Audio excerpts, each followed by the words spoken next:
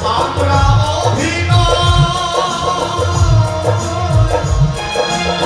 মানুষের মানুষের শুধু পরিচয়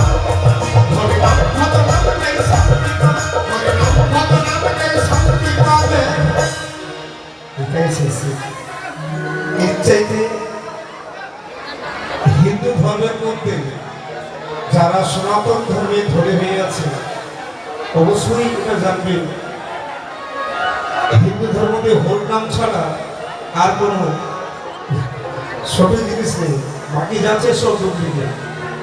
সব এটাই হল কারণ আমার নাম সর্বদাস এখন বেঙ্গদাস বলে দিল